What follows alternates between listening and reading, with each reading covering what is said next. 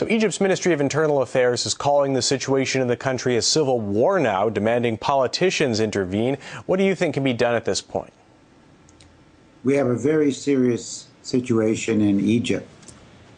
And what was started as the Arab Spring almost 2 years ago in 2011 has somewhat been hijacked by what you might call a combination of the Muslim Brotherhood and Salafist networks. And so now people are seeing that it appears that President Morsi and the Muslim Brotherhood are moving more and more for consolidated political control. And the population is not accepting it. And the demands and the dreams and the aspirations of the Arab Spring from January 2011 have not been met. And the United States, and President Obama in particular, is playing a very bad role.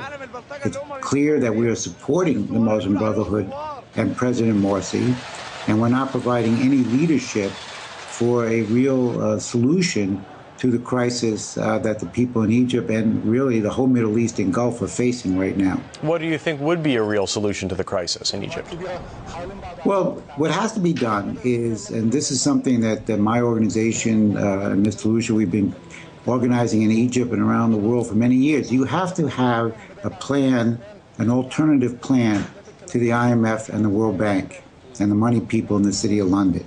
We have to build we have to have a program for building infrastructure that creates jobs, that brings new energy to the region, that brings water development, agricultural development.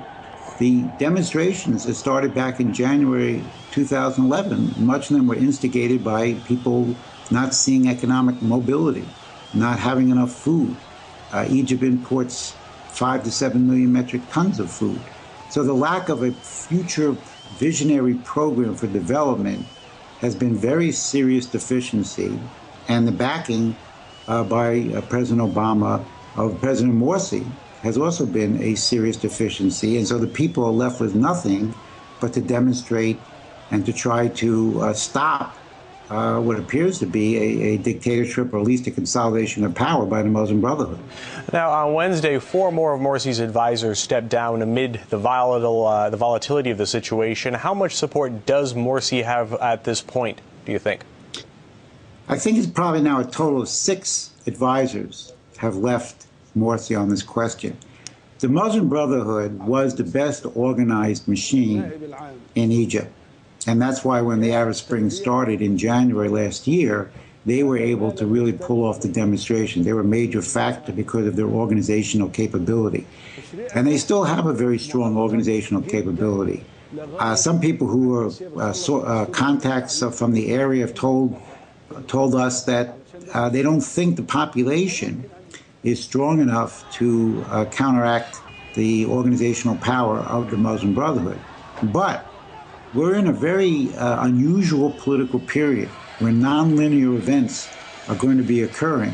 And I don't think we can say definitively, although it appears that way, but we can't say for sure that Morsi is going to be able to pass this constitution on December 15th.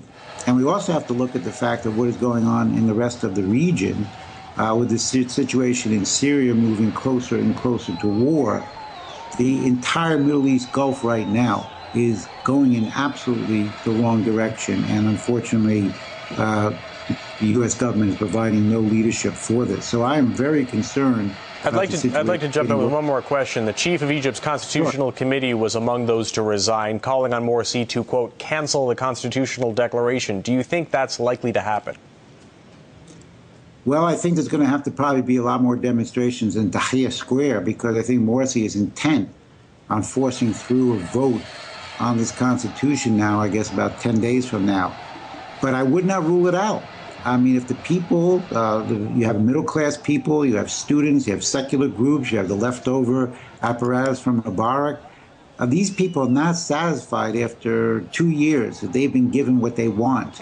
And sometimes you cannot quell the aspirations of people so easily.